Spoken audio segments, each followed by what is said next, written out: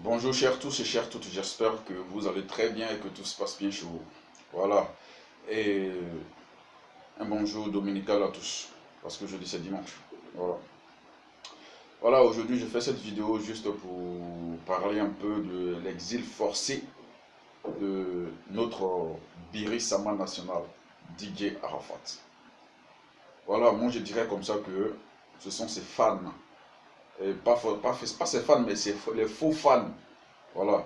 Parce qu'il y a des personnes qui croient qu'ils sont fans d'Arafat, mais apparemment, ils ne sont pas fans.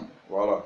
Ce sont des gens qui admirent souvent des bêtises que le gars il fait. Les gars le préfèrent, tu vois, les gars, ces gens-là le préfèrent dans les bêtises que sa carrière, sa personnalité, son rang, tout ça.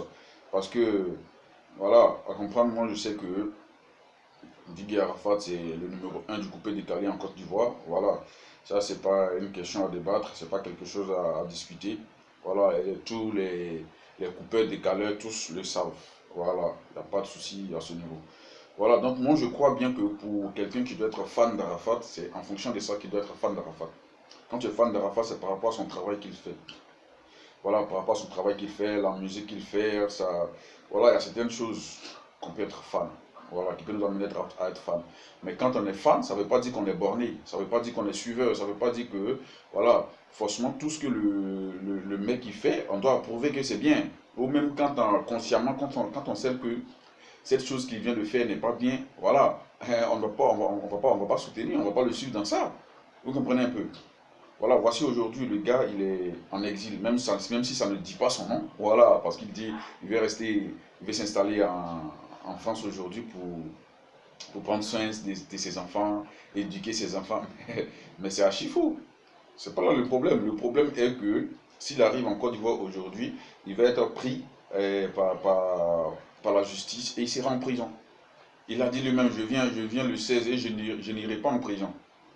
Ah, mais il sait bien, dans le conscience, il sait que s'il arrive, il met son pied ici, voilà, il va aller en prison. Il a dit qu'il va venir, il va rentrer, qu'il va aller honorer son concert, il ne sait pas à Korogo ou à San Pedro le 17, qu'il sera là en Côte d'Ivoire, qu'il n'ira pas en prison. Qu'est-ce qui a fait, quel est ce retournement qui vient nous dire non, après le 16, il ne peut pas rentrer maintenant, mais bon, il vient nous dire non, que voilà, il ne va plus rentrer, il a pris une décision de s'installer en France. Voilà, c'est une décision qu'il a prise, en tout cas, c'est la solution pour le moment, en tout cas. Pour le moment, c'est la solution qu'il puisse avoir qui est là. Parce que vous, les fans, les faux fans, là, vous qui vous dites fan d'Arafat, là, vous avez poussé le gars, vous allez enfoncer dans le trou. Vous pensez que vous allez aujourd'hui, vous allez dire, parce que je sais bien que vous êtes des personnes illettrées. Voilà, je parle bien des faux fans d'Arafat, là, les faux fans, là. Vous êtes des personnes illettrées, des gens qui suivent, des suiveurs. Vous comprenez un peu? Donc pour vous, du fait qu'il a dit qu'il va s'installer en France, vous allez trouver ça bien. Vous allez commencer à applaudir que le Bureau Sama va s'installer en France parce que la France est mieux que la Côte d'Ivoire. Mais pour lui, pour lui, la France n'est pas mieux que la Côte d'Ivoire, je vous le dis. Voilà, c'est vous qui n'avez rien. Nous qui n'avons rien là, c'est nous qui pensons que la France est mieux que la Côte d'Ivoire. Sinon, quand tu as déjà l'argent là, quand tu as déjà l'argent, la Côte d'Ivoire est mieux que la France parce que tu vis mieux ici.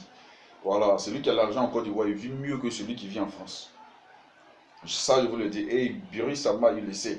Didier Arafat, il le sait très bien. Et il se plaît bien à vivre en Côte d'Ivoire avec son argent qu'il a. Il se plaît bien à vivre en Côte d'Ivoire qu'à vivre en Europe. Il préfère aller faire les tournées, aller voir ses enfants, tout ça, et puis revenir au pays. Ça, c'est encore mieux pour lui. Mais aller vivre là-bas, rester là-bas, comme ça, s'installer là-bas, ça ne l'arrange pas qu'ici. Voilà, il ne va pas se sentir mieux. Et nul n'aime mieux que chez soi. Voilà, c'est parce que nous, on n'a rien qu'on cherche à aller en Europe, à aller se chercher, avoir notre argent. Mais lui, il a déjà tout. Hein, il se suffit. Donc, il a quoi aller s'installer, vouloir quoi aller s'installer là-bas. Là-bas, ça ne l'arrange pas. C'est la Côte d'Ivoire qui l'arrange. Le gars, il a commis une bêtise. Quand on dit un fan c'est quoi? Un fan, c'est de pouvoir apporter, aller soutenir son artiste. Mais quand on dit soutenir, ça ne veut pas dire soutenir dans l'insoutenable. Voilà. Quand on dit soutenir quelqu'un, ça ne veut pas dire soutenir dans l'insoutenable. Il y a des situations où on peut dire à son idole, ah, ce que tu viens de faire, vraiment, voilà, c'est vraiment pas bon. Machin, par rapport au cas de Eve Naï, Mako Naï, je ne sais quoi là. Il a bastonné l'enfant, il a filmé, il l'a mis sur Facebook, voilà, sur les réseaux sociaux. C'est pas bien. C'est un acte qui n'est pas à soutenir. Ce que vous aviez à dire simplement, c'était de dire, ah Rafat, ça là, on t'aime bien, mais ce que tu as fait, c'était pas bien. Tu pouvais corriger ton enfant chez toi à la maison, mais pas filmer pour mettre sur les réseaux sociaux, tout ça. Mais ce qu'on va faire, il faut demander pardon. Et puis en tant que vous fan, vous vous levez, vous demandez pardon à la famille, vous envoyez, vous faites des postes, des postes vraiment de paix, de pardon, voilà, pour faire comprendre à la famille, pour ramener la famille naïe à la raison. Mais vous, au lieu de ça, vous avez passé votre temps, hein, à menacer, à envoyer des messages de menaces, même des menaces de mort, tout. Vous savez, vous pensez que quoi?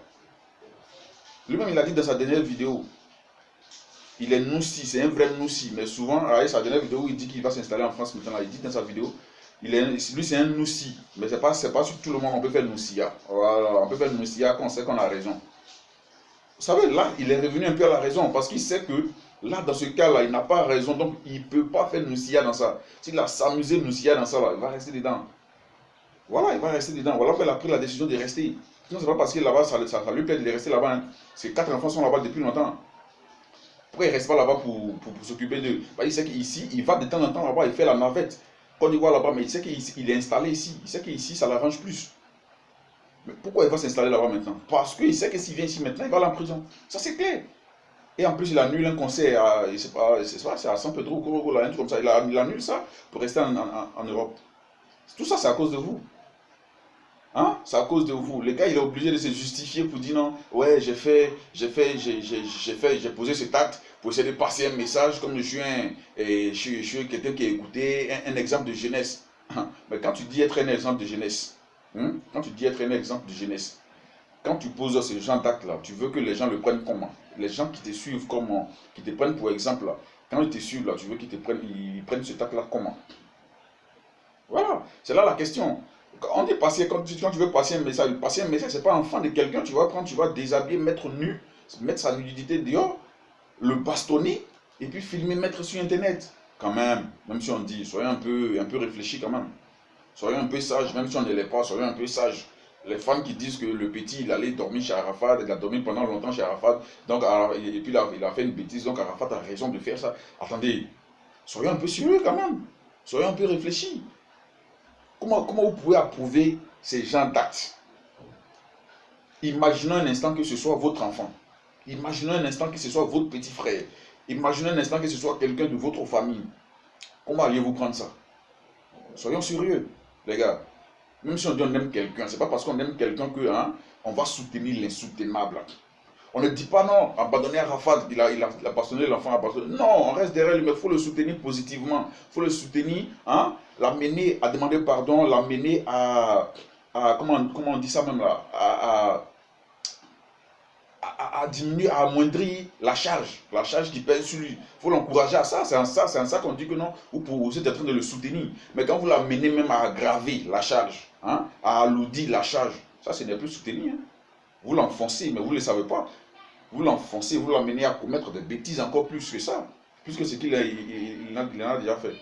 Vous voyez un peu. Donc moi, c'est vous là, moi je ne vous appelle pas des fans, parce que les vrais fans, c'est des gens qui sont capables de dire, voilà mon idole, ça là en tout cas, ce que tu viens de faire là, moi ça ne me plaît pas, il faut changer, il faut faire ça comme ça, il faut faire ça comme ça, il faut faire ça comme ça. Et ça on apprend un vrai fan, on sait que tu soutiens ton artiste, du début jusqu'à la fin. Mais de là à poser des actes, d'abord ton idole là, il a déjà posé un acte qui le condamne. Et encore toi, tu viens aggraver ça. Parce que tu te dis tu es fan. Vous êtes sur les réseaux, derrière votre petit téléphone, dans vos cyber, dans vos, je ne sais pas où là, à insulter les gens. Ta mère con. Pourquoi tu peux parler mal de Birisama, c'est le dangereux, ta mère. Vous insultez les gens, à longueur de journée, vous insultez les gens, mais vous ne savez pas faire la part des choses au fait. Vous pensez qu'il y a histoire de justice et affaire de Noussia, c'est pas Noussia. Arafat, il sait qu'il a gaffé. Il sait très bien qu'il a gaffé, il sait qu'il a fait une bêtise.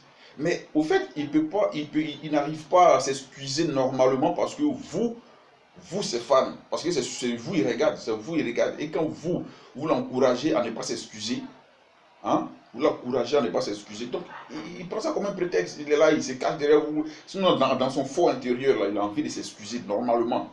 Sinon, quand vous dites non, il s'est excusé, venez faire une vidéo pour dire non, voilà, je m'excuse. Quand tu dis je m'excuse et puis après tu reviens encore après la vidéo, viens faire une autre vidéo pour dire non, ouais, il a fait ça, il a fait ceci, il a fait cela. Ce n'est pas des excuses que tu présentes. Mais tu viens te moquer des gens parce que tu as l'impression, il y a les gens qui disent non, faut t'excuser, donc tu viens, tu fais une vidéo, ouais, je m'excuse et puis après tu viens raconter autre chose après. Quand on s'excuse, on finit de s'excuser, on s'excuse normalement, tu as fini de t'excuser là. Et puis tu attends le retour, tu n'as pas à venir raconter autre chose derrière, des choses qui vont blesser encore. Vous comprenez un peu? Voilà, donc vous, l'exil forcé d'Arafat aujourd'hui, c'est vous.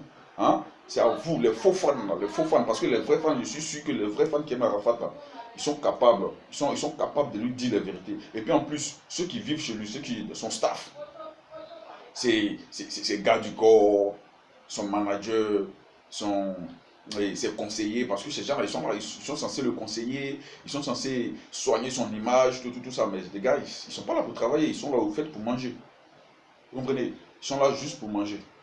Parce que là, ce qui s'est passé là, apparemment, ils étaient tous dans la pièce. Et bon, je crois bien que, hein, c'est vrai, ils ont porté plein de comptes à Arafat, mais on doit porter aussi plein de comptes tous ceux-là.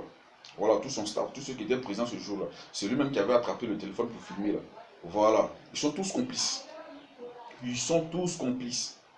Voilà, parce qu'ici, il y avait un truc, ils sont complices dans le délit.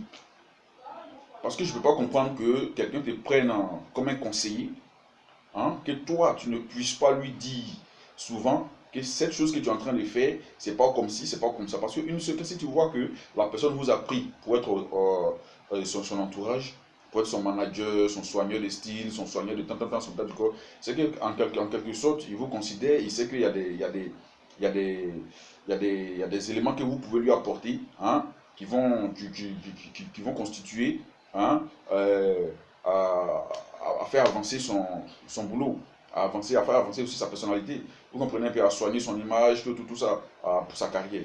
Mais vous, au lieu de tout ça, vous, c'est l'argent qui vous intéresse au fait. Vous venez, vous êtes là, tout ce qu'il a envie de faire, il le fait. Vous comprenez, si vous avez appris, c'est parce qu'il sait qu'il ne peut pas prendre une décision lui seul. Il ne peut pas prendre toutes les décisions lui seul et il ne peut pas savoir tout lui seul. Il ne peut pas tout faire et puis il n'y a personne qui peut le faire. Il n'y a personne. Voilà pourquoi toujours quand une personne arrive à un certain niveau, on prend des conseillers, des gens qui gèrent ceci, il y a des gens qui gèrent cela, par-ci, par-là. Parce qu'une seule personne ne peut pas gérer tout. Si tu veux gérer tout ça, tu vas te tuer. Tu vas commettre des bêtises, pas possible. Mais vous, on vous prend, on vous met là. Mais vous n'arrivez pas, hein, à faire votre travail convenablement. Vous-même, vous empirez les choses. Vous amenez cette personne, hein, à commettre des bêtises, vous le soutenez, vous attrapez le téléphone, vous filmez, vous n'êtes pas capable de lui dire non, il ne faut pas faire ça. C'est ton petit, même s'il a fumé la drogue, je le tabac, il faut le tabac, mais il ne faut pas fumer, il ne faut pas vous attraper le téléphone, vous n'êtes pas capable de lui dire non, il ne faut pas le faire, il ne faut pas faire, il faut laisser dame ça. Non, ne faites pas votre travail. Aujourd'hui qu'il est en exil, on va voir comment est-ce que vous allez manger. C'est vrai, vous allez manger. Mais ça ne sera pas comme maintenant, il est en exil parce qu'il n'est plus en Côte d'Ivoire, il n'est plus ici. On va voir comment vous allez bien manger maintenant parce que normalement, c'est votre travail qui est là. Vous devez être à côté de lui, le soutenir, le conseiller. Mais vous n'arrivez pas à le conseiller. Donc, dans ce cas-là, votre travail, c'est quoi? Le suivre, il vous paye, vous mangez, cadeau. C'est ça, quoi. Parce que moi, je vois, hein. Et pour les fans, les faux fans encore, je parle toujours des faux fans qui disent encore que le petit, il a dormi chez Arafat pendant 8 ans. Ses parents l'ont abandonné. Tout ça. Mais je vous dis que c'est faux. Ses parents ne l'ont pas abandonné. Voici même le cas de lui-même Arafat. Ses parents ne l'ont pas abandonné. Mais très tôt, très jeune, il a voulu prendre son envol lui seul. Vous comprenez? Il a voulu vivre, il a voulu voler, excusez-moi. Il a voulu vivre, très tôt, il a voulu vivre voler de ses propres ailes lui seul. Hein? Voler de ses propres ailes. Et pour cela, il a quitté la famille. Il a commencé à dormir dans les rues, dormir chez des amis, laver des douches, des toilettes de Makiba, tout ça. Il a fait tout ça. Donc il comprend la situation. Il a compris quand le petit ne voulait plus rester dans la jupe de sa maman, entre les pantalons de son père, et puis il est venu chez lui. À la fin, il a compris la chose. Il a pris. Il a posé, l'acte qu'il a posé, c'est bon. Il a pris l'enfant parce qu'il sait que l'enfant est dans la même situation que lui. Donc il prend l'enfant, il reçoit l'enfant chez lui. Mais cela ne veut pas dire que les parents de l'enfant l'ont abandonné. Lui-même Arafat, ses parents ne l'ont pas abandonné. C'est par sa propre décision qu'il s'est retrouvé dans la rue. Voilà. Donc ne dites pas que ses parents l'ont abandonné. Et puis même si ses parents l'avaient abandonné, ce n'est pas parce que les parents d'une personne l'ont abandonné que tu as accueilli la personne chez toi, que tu as le droit, hein, de maltraiter cette personne. Parce que ce qu'il a fait, on appelle ça maltraitance. Voilà, ce qu'il a fait là, ça rentre dans la maltraitance. Et puis en plus, c'est pas un gamin, un jeune majeur. Voilà, tu le prends, tu le mets nu, tu le tabasses, tu filmes, tu mets sur Internet. Vous trouvez ça normal. J'arrive pas à croire que vous arrivez à trouver ça normal, quoi, que vous arrivez à justifier l'acte par le fait que le gars il a dormi chez lui. Au fait, j'arrive pas à comprendre. Moi, j'arrive pas à comprendre, au fait. Parce que c'est tellement grotesque que moi, j'arrive pas à comprendre. Comment des personnes sensibles, des personnes intelligentes, hein, peuvent dire que l'acte qu'Arafat a posé est normal. Mais attendez, soyez un peu, hein, soyez un peu réfléchis quand même. C'est pas normal du tout ce qu'il a fait. Voilà. Mais là n'était pas le problème. Le problème, il avait déjà gaffé. Il avait déjà commis la faute, la bêtise. Maintenant, ce qu'il devait suivre, c'était quoi? Demander pardon, tout simplement, c'est fini. Vous les fans, même si lui se lui demande pardon, que ça passe pas. Si tous les fans s'élèvent, si tous les fans s'élèvent aujourd'hui, qui commencent à demander pardon, si les fans s'étaient levés au moins, parce que c'est déjà trop tard. Si les fans s'étaient levés, commençaient à demander pardon, au lieu de menacer tout ça là, je crois bien que le monsieur allait retirer sa plainte. Il allait voir que c'est toute la Côte d'Ivoire qui est derrière Arafat pour demander pardon, pas pour le soutenir dans la bêtise, mais pour demander pardon. Mais vous mettez du côté d'Arafat pour être dans la bêtise, au fait. Vous comprenez? Pour être dans la bêtise, le soutenir négativement, parce que vous ne le soutenez pas positivement, vous le soutenez négativement, en l'encourageant à ne pas demander pardon à ce jeu, les guerriers, tout ça. C'est pas ça la vie. Voici aujourd'hui, il est contraint à rester en exil. Même s'il dit que c'est pas pour rester en exil, mais c'est faux, tout le monde le sait, tous ceux qui réfléchissent savent. Et tout ça, c'est à cause de vous. Les faux fans, c'est à cause de vous. C'est à cause de vous. Comprenez? Voilà, donc changez un peu. Changez un peu. Évitez, hein, on sait que vous aimez votre artiste, vous aimez Arafat, hein, même si vous l'aimez vraiment, hein, comme vous le dites, si vous l'aimez vraiment, soutenez-le positivement, pas négativement. Qu'elle dit positivement, c'est-à-dire quoi? Le gars, tout de suite, comme l'acte qu'il a posé là, ce que vous deviez faire, c'était de lui dire quoi? Ce que tu as fait, c'est pas bien.